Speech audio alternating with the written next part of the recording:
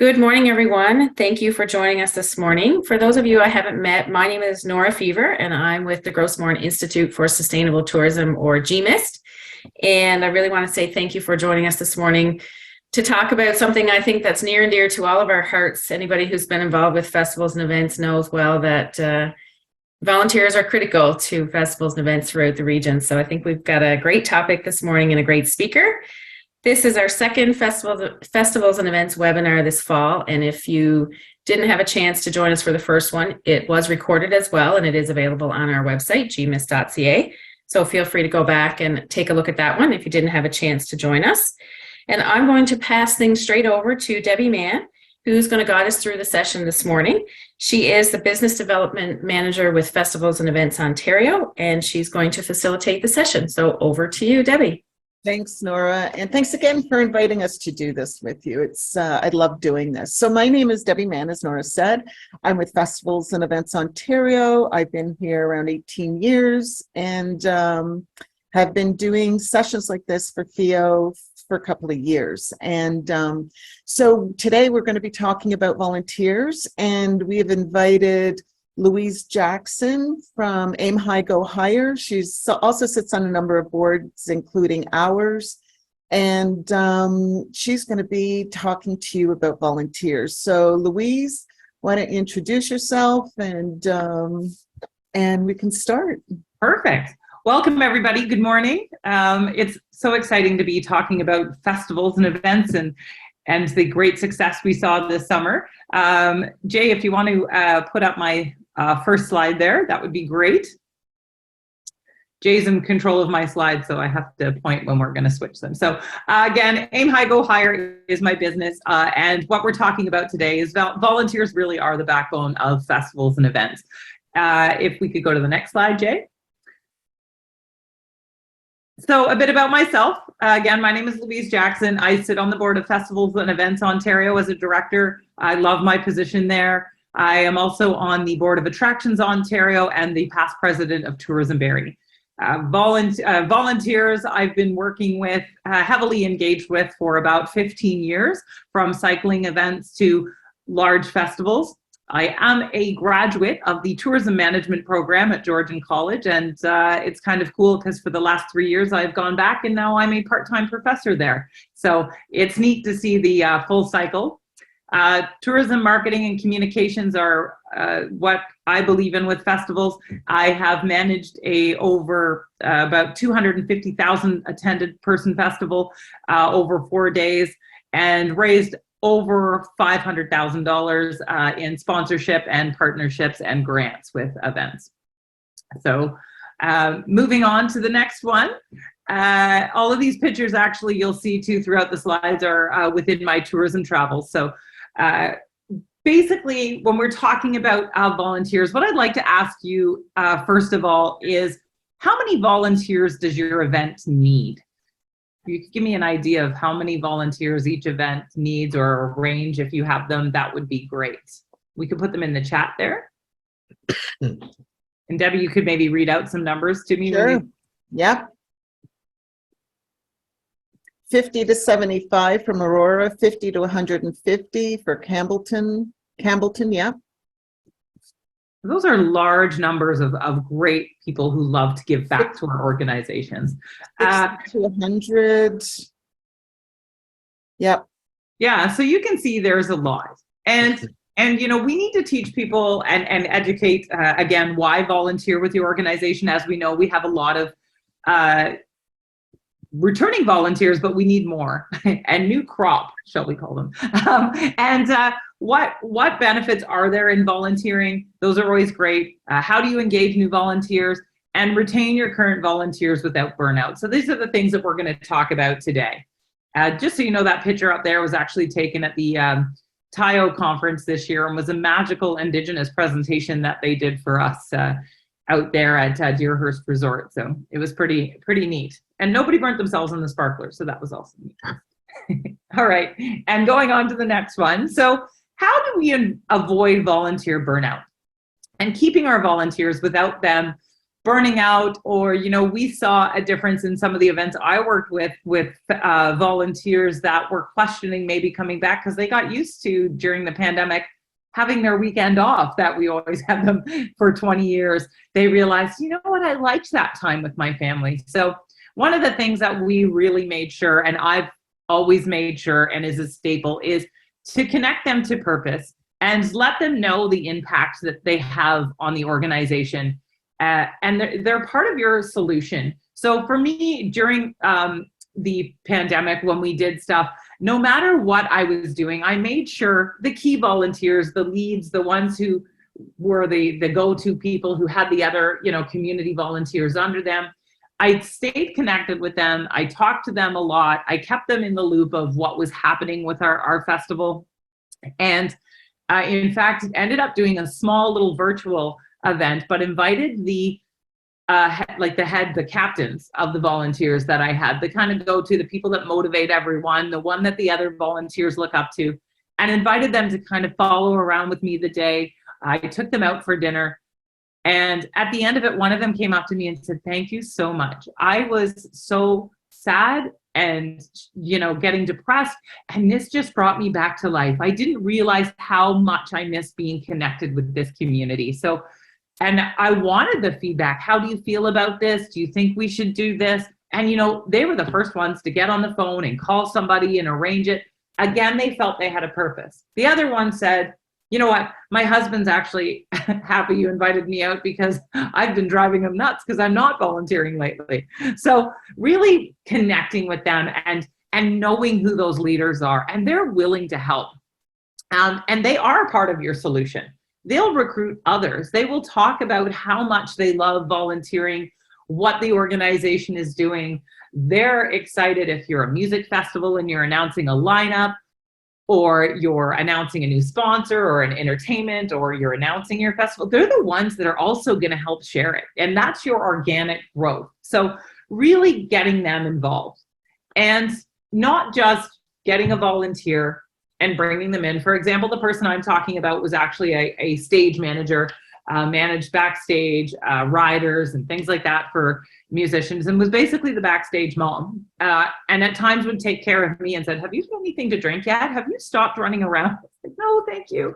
But there was a definite job description. So they knew what their role was, where they're supposed to be, because as we all know, in the festival and events world, it's not an easy job, although everyone thinks, if you want to run a one-time-a-year festival, everyone says, "What do you do the rest of the year?" You're like, plan. So they don't really see how hard it is. So you want them to have a job description. You want them to know who they report to, because you don't want your volunteers pulled in 100 directions by 20 people that are on your team. You want them to be where they need to be. You want to make sure that, here's your job description, here's the times we need you, the dates we need you, because as we know, some volunteers start pre-event. So really, giving them that purpose and realizing that volunteering is a job. We all know that some people have a hard time with volunteers showing up. We've even gotten people to sign volunteer contracts as a job, that they know that this is this, because it makes it seem more, there's a purpose, they know what they're doing, it's organized. And that just really helped our retention of not having people cancel last minute. I did learn that the hard way when a whole group decided they weren't showing up 4 days before an event I had, and they were bringing 25 volunteers per day. So learned that the hard way. But again, my volunteer base and the people, that I've connected with and had that relationship with, they all helped rally around, and we filled those spots. And you want to create that welcoming environment. Volunteers are part of the team. They are, as I said, they're the backbone. If we didn't have volunteers, our events would not go. So we want to make sure they're treated right when they come in. You're happy, you're smiling, they're greeted with a swag bag, they get a great t-shirt, and my biggest thing is I keep you fed. Feed your volunteers, let them know when they're getting fed, so they're not worried about, "I'm hungry, am I going to eat?" I've done cycling events. Of course, we have, volunteers out on course, so they can't come back in. So food's delivered, box lunches are delivered to them. but they know what time it's coming, and they know who's bringing the food.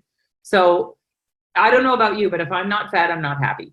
So that's a big piece. And you want them to have their own space when they check in, whether it's a room if you have a building, or there's a tent outside. There's somewhere for them to put their bags. There's somewhere for them to leave stuff, to cool down, to refill water. Again, when they were out on course, that was different, but they need a home base, and they need somebody there greeting them and making sure that they're taken care of. If we have heat things to worry about, right? We have rain. They all need to just feel that they have their own space. They know who to go to, and everybody loves swag. One of the biggest things I get is people get so excited about the event t-shirt. They can't wait to see what the event t-shirt's going to be like this year, or what are they getting for, I worked with a 24-hour relay trail running race. It was the coolest event ever. These people run for 24 hours. So you had to have overnight people. And I learned so much in their volunteer bandwidth about what they did and how much they gave.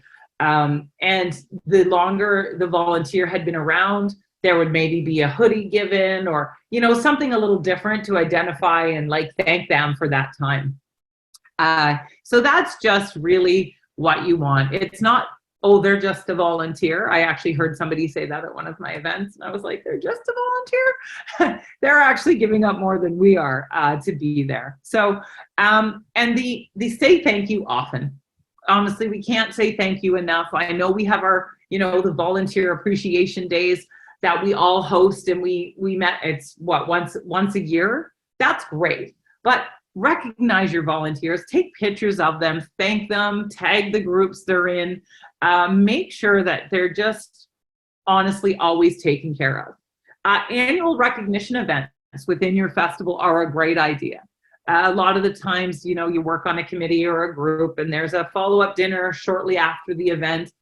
It's nice to look at that and take it a little further out of your event. First, when not everybody's burnt out from working the event and they're trying to catch up, but maybe a 3 to 6 month window after, have something and recognize volunteers. There's always that volunteer that you watch go over and above, or that you get compliments about. And now you're building that community, that base, their friends. And if anyone's going to give you great feedback on your event, it's your volunteers. They're hearing it from people. They're the ones, we're on the ground if you're organizing, running around, doing this, but they're going to be the ones who said, I was asked this question 100 times. Okay, so how can we not have that question asked 100 times next year, and get that question answered in our marketing, or have it ready for the info booth? So that's really just, again, staying in communication with them. Maybe it's creating a Facebook group, or something that, you can have them all join. It's a group, you send, funny little memes, or hope you guys are having a great holiday, things like that, just to keep connected. That way, when you're ready to start, you can let them know, hey, just so you know, we're announcing this on this date. And again, they're your organic growth. They're the ones who help you in more ways than most people know. I'm sure event people, we all know how much we love our volunteers, but it's the other people who don't know what volunteers do. And that's a welcoming a new volunteer. Hey, we just signed up, and you put them in, and then everybody welcomes them. And that's tying back into your welcoming environment. You're keeping them with you. You're saying thank you. And you just really, again, build that relationship. So they're part of the team. And again, you have to, as we say, we put in the time, because they're our best advocates. They're the ones who will be out there. They're going to recruit people. They're going to get their families to come. And some of the volunteers I've worked with are 25 years with organizations, and now you see the granddaughters coming out, and they're bringing their, they're getting their high school volunteer hours, which is something I'm not sure where you are, but in Ontario, they have to have 40 hours of volunteer work within the high schools before they graduate. But those high school students, again, need mentorship. They need somebody to let them know that this is a job, and I'm not signing off on your 40 hours if you don't show up.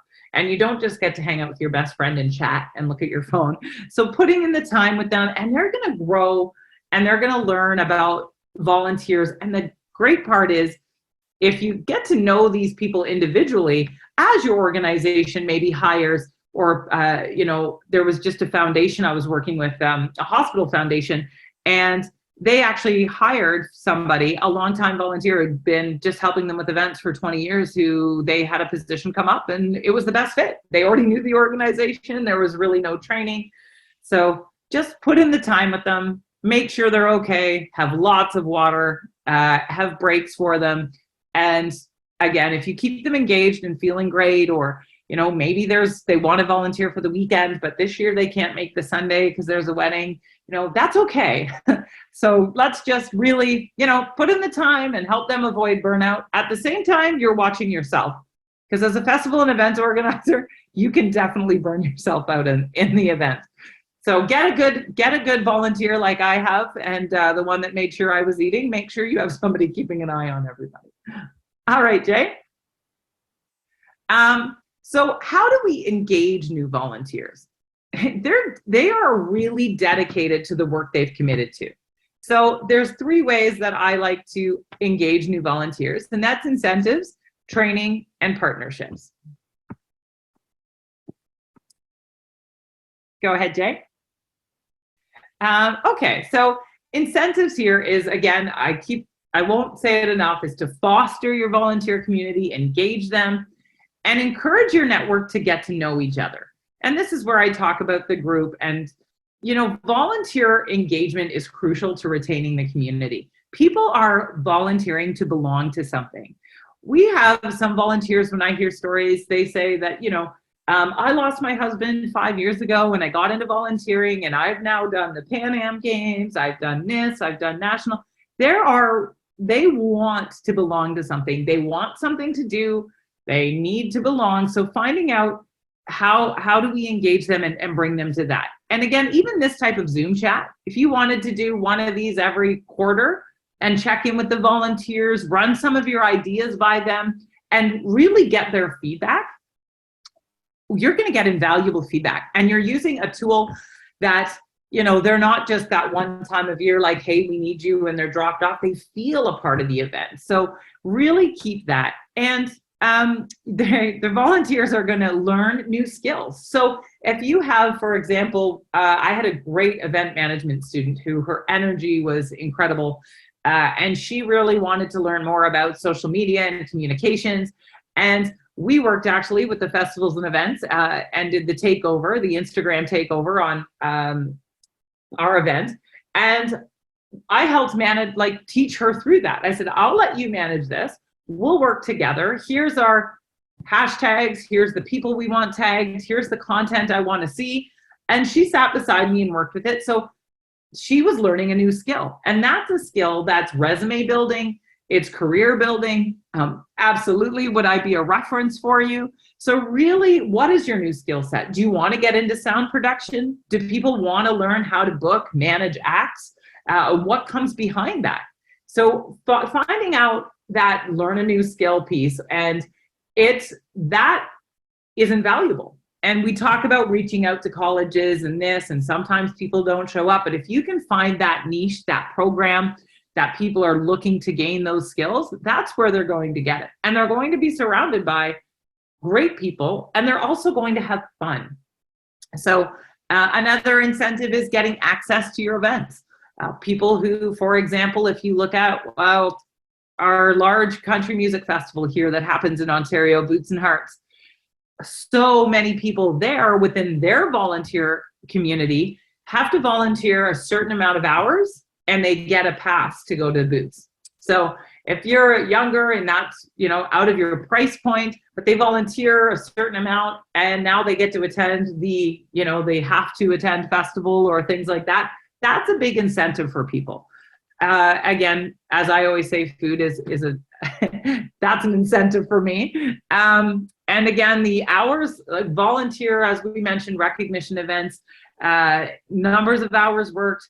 Don't forget to, if somebody comes up to you and gives you great feedback on that volunteer, share that message out to your social. And is there a specific job? Don't give them a job they don't want. If they specifically say, I do not want to do that. We had some, working in race events, there were some corners and intersections. they could be a little intense. And if people were afraid, we didn't want to put them there because obviously it's, liability, you have racers, but find them where they really want to go. And they always have a reason for why they love helping out.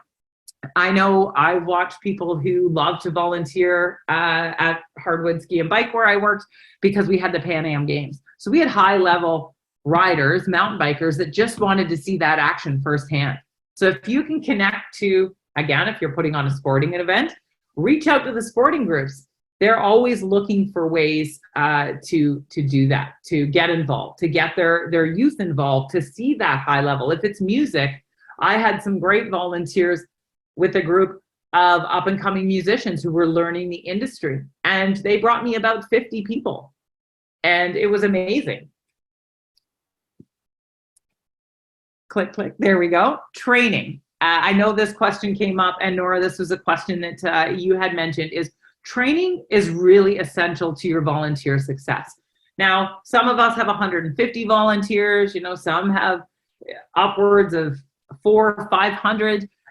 We really want to make sure that they're trained. Now, we don't need to train the entire volunteer base, but host a volunteer training session and have volunteer captains and co-captains. So if you have a captain of one, and then there's about 3 co-captains, that's really essential to have, because then there's different shifts. So there's always somebody that's responsible, but in your communication that you're talking to, event specific, the one that's, leading the group, that captain is your go-to person. And they're the one that are listed on, whether it's cell phones, radios, everybody will have a radio, but they're the ones that you're going to go to and say, nobody's at this station. Do you know where they are? They're your go-to person. And then the co-captains can take over. Let's say something happens to the captain that weekend and they can't attend. You have a backup of the person that knows that. And if you have depending on your numbers, so you bring those 4 people from the group. If you have a larger number, you might want to do it in 2 sessions. A panel format is also great, where you have your lead, first aid, you have somebody who wants to speak. We always did a pre-event where we had the police in.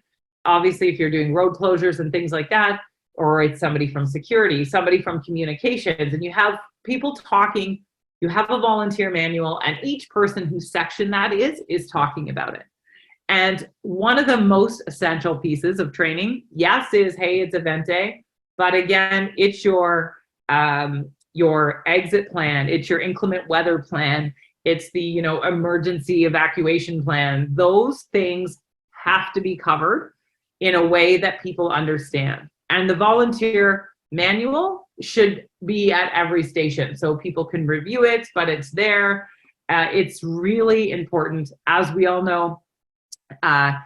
If you've ever had to evacuate a festival, again, I'm going to bring up Boots and Hearts, 50,000 people in attendance for Shania Twain on the Monday.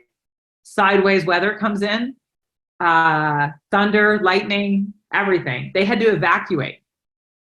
So they evacuated 50,000 people, and it's all done we talked about this in one of our FEO segments before, Debbie, about having a calm presence. The MC, the person who's talking, knows the plan, so they're not scared and saying there's thunder. You don't want to create that hype and have people be trampled. So being well executed and planned in that.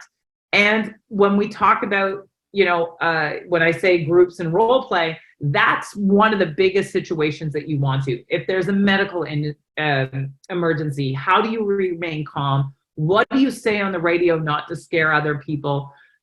Have that so they're so well trained, when that happens, they're ready for it and they're ready to take it on. And having a good MC or announcer or whoever you have, that person should also be trained in what are they going to say in that microphone? What is being said? And there's a volunteer on the stage that makes sure they go up to them and say, okay, it's time to, we're evacuating, or this has happened, but we're saying it calm. And everybody leaves accordingly. They will follow your lead. If you create that excitement, but without training, it's not going to go off very well. And I can tell you that successfully the rain stopped just in time, and they actually got to see Shania as their headliner, and everybody came back in. So there was a happy story ending to that. But being prepared for heat exhaustion. I talked to another peach festival locally, and they were saying that they're in the heat of the summer in August, and they just walk around handing out free water. I think they said they had about 18 people pass out of heat exhaustion in 1 year. So being aware of that, recognizing signs, and include that in your manual, and all volunteer stations that are out throughout your event should have cold water to give out to those people that they're noticing. They should have a great idea to add is even a cooling station, a place that people can sit, that there's some shade that's close to a volunteer station, so you can kind of keep an eye on those people. And having checklists for them every day that you want them to check in, or if they're switching shifts, to go over that checklist with people. Do we have water?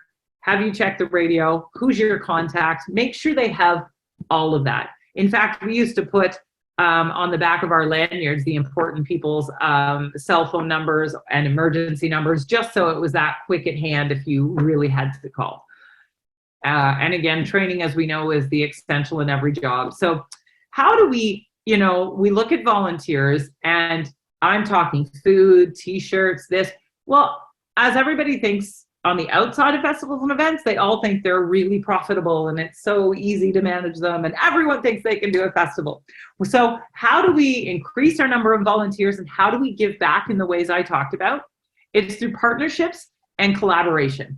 So if you can create a cool sponsorship idea, the cruise sponsor is what I came up with, and that sponsor, I created a whole package for them. And I went through the numbers and the budget. We were having an issue funding that. The numbers were low. We were spending money on food. It wasn't coming back, and the t-shirts and this, and we had to add a few more positions. So I came up with a sponsorship package, and it was the volunteer sponsor. So volunteers always had different shirts. So the volunteer sponsor got their logo on the back of the shirt, and it said crew powered by. And so every volunteer was walking around the whole entire event with that company's logo on the back. Plus the volunteers always love their shirts, so they're wearing them outside of it. I also included in that budget food. What would that cost? So in that as well, we have our service organizations who like to help, but there's also community groups. So when I talk about your sporting groups, for example, when we ran the mountain bike nationals and things like that, we would get up and coming cycling teams, and we would reach out to the person running, whether it's their fundraising or whoever, it's normally a parent of somebody on the team. And we would say, can you bring us 25 to 50 of your members and their parents to our event, and we'll make a donation to your group. So we would get about 50 volunteers, and depending on the amount in the days, they could get $1,500. Some of them, if there was events that there were beer cans and things, we would say, you guys, you'll get that back. So they would help clean up. And one group that always stood out to me, it was just amazing. Has anybody ever had to pack like race kits or swag bags for an event? Has anybody ever had the pleasure of doing that? We had 5,000 cyclists to an event, and part of, again, sponsorship was a swag bag, which included all the race information, and the most time-consuming job. So we had a women's community choir who loved it, needed some funding. They were going away to compete somewhere in the US or Europe, something like that. Anyway, they were amazing. We paid them a lump sum, and they did our race kits for 10 years. And it was so great because they used it as choir practice. They would sing as they were packing, and it was just this magical thing. Their husbands came in, and it created this bond. All of our staff who was stressed was like, this is so great. Like, A, we're not doing that, and B, listen to this group. So connecting with those community groups. And if you find a sponsor, we even got a food sponsor one year to feed our crew, which was amazing. but they brought in a dinner around 3 p.m. because our event went till 11 p.m. Right at the time you were just like really hungry, and fed our crew a decent dinner. And they sponsored that, and they went all over our social media and our pages. And it kept us happy. It kept us healthy. And they were just happy to be able to give back. And then we ended up, getting coupons from them. And then at the end, when we had our little crew dinner, we would always go to their restaurant. So we would end up, giving back to them in that way. We talk about, Nora, a question that you had mentioned was, can you share with other local events? And, it's a great idea, because if there's an event that's similar to yours or has great cross-promotion strategies, we have to realize that we are strength in numbers. We're not, competing against each other. Let's collaborate. And yes, absolutely look at the possibility of sharing volunteers or other volunteer opportunities for yours. And you want to make sure your volunteers, maybe they're not back-to-back weekends because you want them to have their downtime. But finding out those organizations that want to work with you. For us, I would never not recommend the people I had in the, at my race registration, or those people. So definitely say, we've got a great group and you should use them, because how many groups are trying to fundraise? They're trying to raise money for their organization, hockey teams, all of that. And the best part is those parents are organizing the kids. You talk to one person, they're organizing the parents. They've got their kids out there. The kids are, and the cool part is they'll all wear like some of their swag, like they'll wear their hats, so they're supporting their team, so their team's getting recognition. I'd always have our announcers message them and say, walk by, or this community group's working. You've got service clubs always looking to fundraise, so get them involved. It's really just a great way. And festivals, and we learned this the hard way by being shut down, and how important festivals were. You could see how they came back this year. Everybody's talking record-breaking numbers. We missed people. We missed that the connection to our community. There's people who can't afford to travel. They can't get out. But our events are the ones that they can. And that's the highlight of Kids Summers. When I took over a 50-year festival, people were coming to me wanting to volunteer because they grew up, and the memories they shared. And I always go to this booth, and this lady means so much. So by collaborating and making that connection with your community, your volunteers, your groups, find out. Again, we had a music group, like I said, a music school. And I said, do you guys want to volunteer and help in the entertainment? And they were so excited because they got to meet some of the performers. They got to see some of these, bands that they've wanted to meet. And I always make sure, I always go around, if you have a group like that, make sure your social media, your communication person is getting a picture of that group. They're smiling. I got great pictures cheering. And the cool part is some of these kids that have volunteered for me and worked, and then ended up racing in my events. 2 of them actually competed in the Olympics, the last Summer Olympics. So that connection for us, for our event, was like, hey, remember, I know here I am scrolling through like 50,000 pictures from way back to find these groups and share that. So really sponsor your event volunteers, share that pitch. It's one of the best. It was actually a very easy sponsorship to sell because they knew that they were giving back. So as much as we use the word volunteer, not everybody is going to do this for free, because some of the jobs you need a bit more of a commitment. And if it's some of my captains would, and it wasn't a lot, but it would be like a $500 for the 3 days or 4 days that you're involved, just to take care of them, because they're the ones who are there the whole time. They're welcoming people, they're greeting. So if you can incorporate that in your budget, get that covered in your budget though, and pay those people those extra pieces. It means a lot to them. Maybe it's an extra trip that they can do something, or a little road trip this summer. And again, I can never say enough about, we had a title sponsor that was a bank. And one of the problems we had was, again, now things are more digital, but was counting cash at the end of the night when your entire team is tired. So I was telling our bank this, and they said, well, you know what? Like, as part of our give back, we have to volunteer at events. So I got people from our bank sponsorship who came in at the end of the night and did our counting for us. The people who are trained to count. And our numbers lined up better. I mean, there were so many times where we were like, I'm just laughing at the numbers now because I'm so tired. So finding those, yes, you're a sponsor, but who in your organization wants to come out and volunteer? Will they come out and support? And that's typically part of their mandate. So just really think outside the box and survey your volunteers after. Ask what they liked about the event. What would they like to see different next year so they know you're listening? Because again, they're your community and they're connected. And they sometimes, I even had a volunteer bring a sponsorship to me. My husband's an insurance agent, and I think, you know, he was looking for somewhere to spend money, and I told him that he needs to sponsor you guys. So I actually had him sponsor a resort, and he put up a sign, and we got that. So be open with them, and they will, if you treat them well, they will talk so highly of you, you don't even need to sell yourself. People just give you checks. No. So as I'm mentioning here, they're dedicated, they're essential. I can't say it enough. And, you know, they will help you, even if it's help them with their fundraising. Share it. If you've got a volunteer group throughout the year, share their fundraising events on your platform.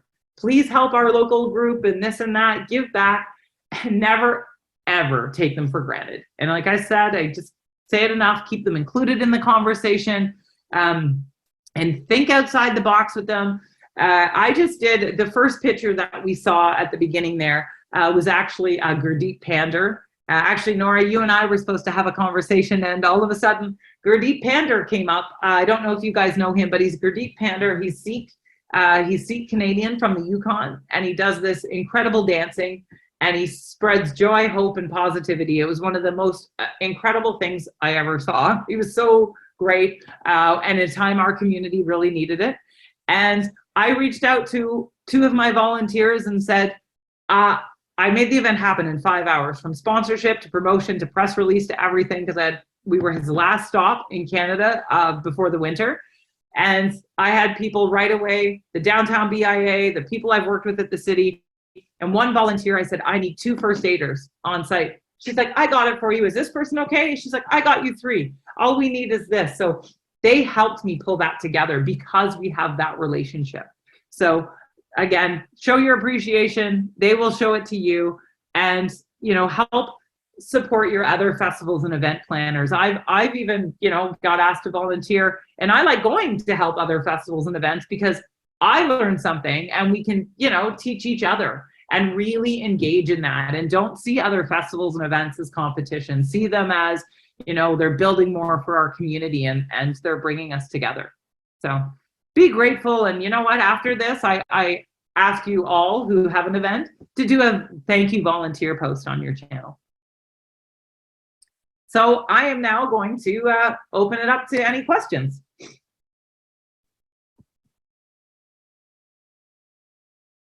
Wow, Louise, thank you. That was amazing. I learned so much from you all the time. So Jane, maybe we can put this down so we can see people's hands raised and the chat. So please feel free to ask Louise questions and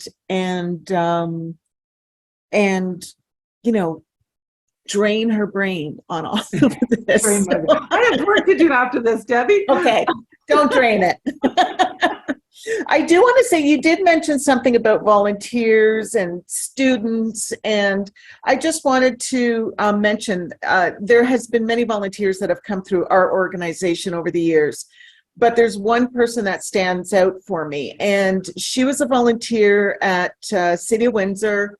Her boss brought her to one of our events about 15, 20 years ago.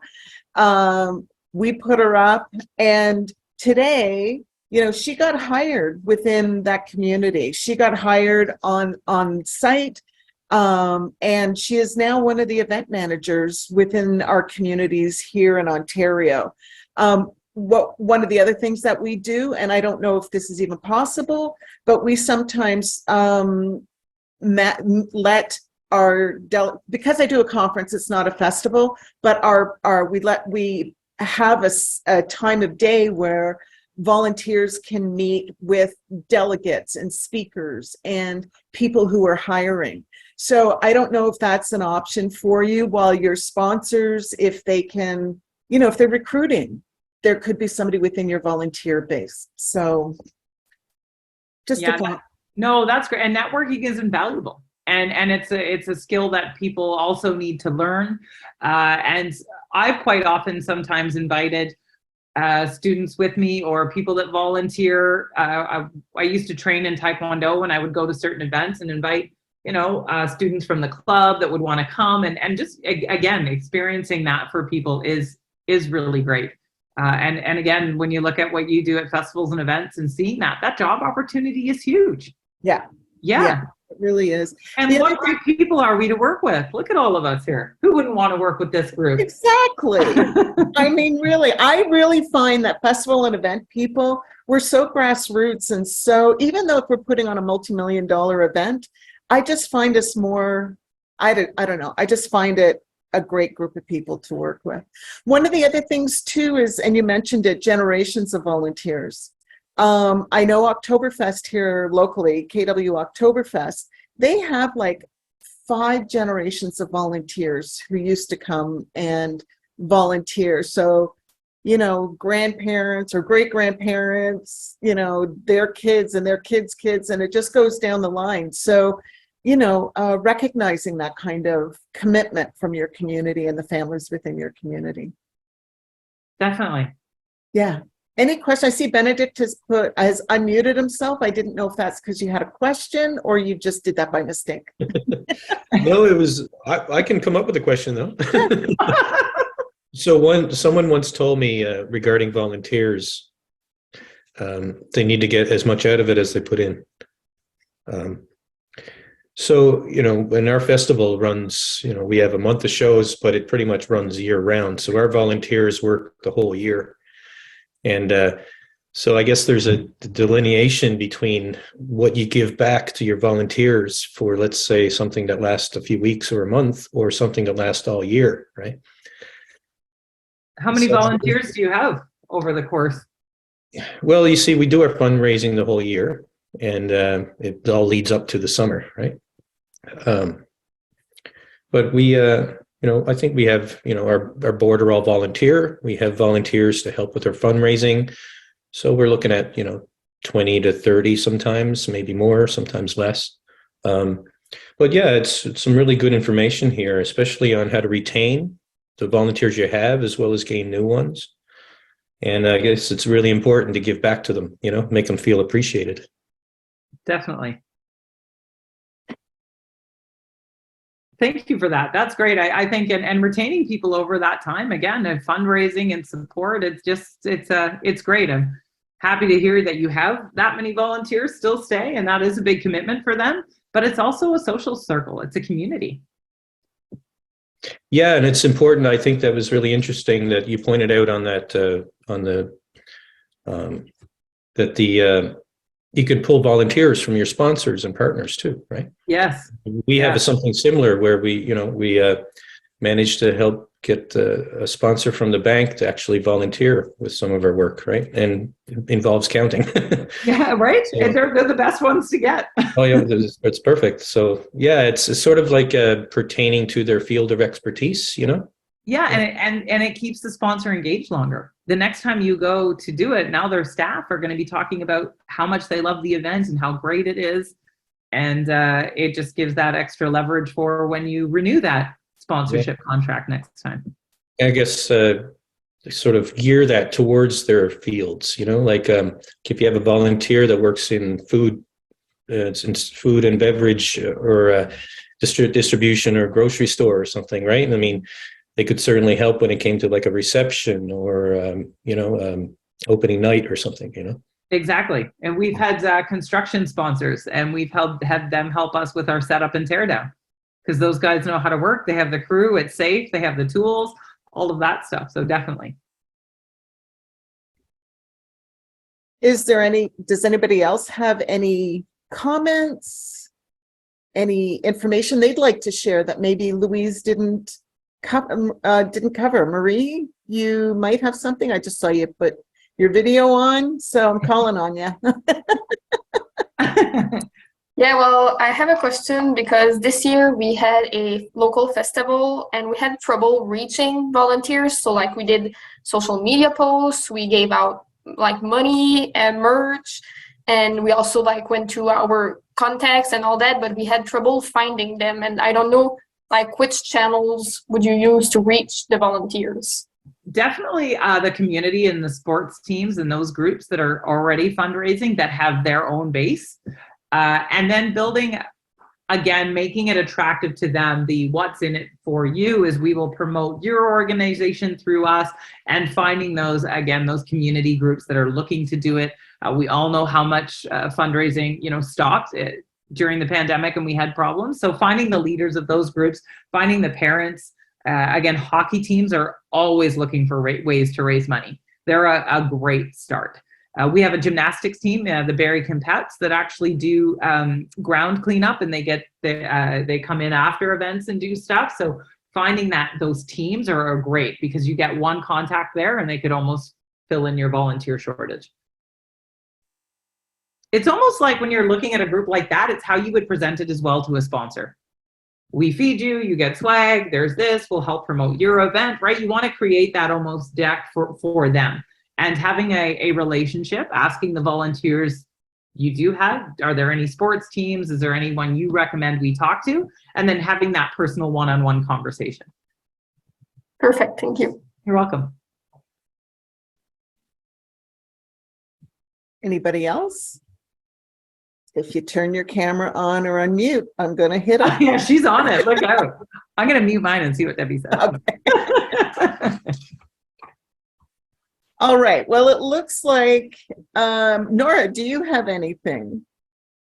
Well, I was just going to say, yeah, it was a lot of great information, and I loved when you said people say, well, what do you do for the rest of the year? I chuckled when you said that because I think that's a bit of a misconception that a lot of people have. They see that there's this 3-day event or 1-week event or 2-month event, and they wonder, what do you do for the rest of the year? They don't see all the behind the scenes work that has to be done. So yeah, I really liked that comment, but I really liked what you said about including the volunteers in the conversation. You talked about, bringing a sponsorship opportunity, but also getting the feedback, because I think you're right. I think those are the people often who are sort of the front line, let's call it. And, they're the ones hearing all the things. They're the ones hearing people say like, oh, this entertainer was great. Or I really liked that, they changed the time slot for the children's entertainment, or that, they've created a new event this year that has a dinner, or like all those things that like, you don't always, when you're the organizer or the, the chair of the committee or the director or whatever, you don't always get to be around and hear those comments. So I think that's really important to kind of take the time post event to sort of debrief and, recognize and thank them, but also to get that feedback so that you can, make notes for next year or whatever. So I thought that was a really great tip. And the other thing I thought was great was around the sponsors and looking at different ways to sort of link that through to your volunteers. So whether it's, the local coffee shop provides the coffee to the sponsor center or volunteer center, and then that, in turn results in some good relationship building and stuff. And so I think you're right. Like just being a bit creative and thinking of some new ideas can go a long way to retaining your volunteers and hopefully attracting new ones. So yeah, I thought lots of great tips. Thank you. Yeah, they're team members. I do laugh. Yeah, we do one event and we sleep for the other 11 months. We just work 1 month a year. That's all we do.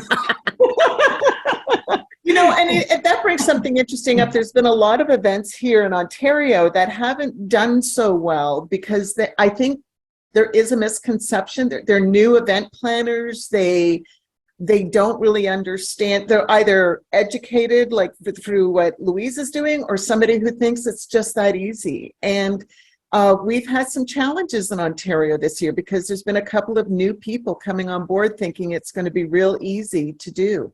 And as we all know, it's not.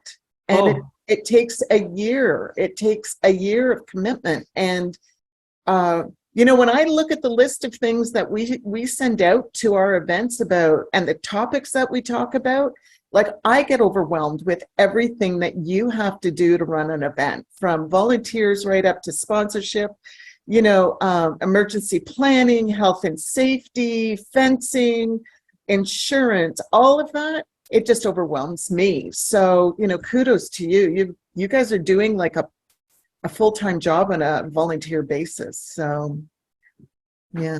Let's hear it for all the festivals and event planners. Woo! Is there, oh, thanks, Nora. So if there is nothing else, Nora, do you have any last words? We do have a poll that we want you to take when we leave, there'll be a poll that will come up, and if you could answer it so that we can, you know, be able to help Nora provide more sessions like this for you. So anything else? Anyone? Nora?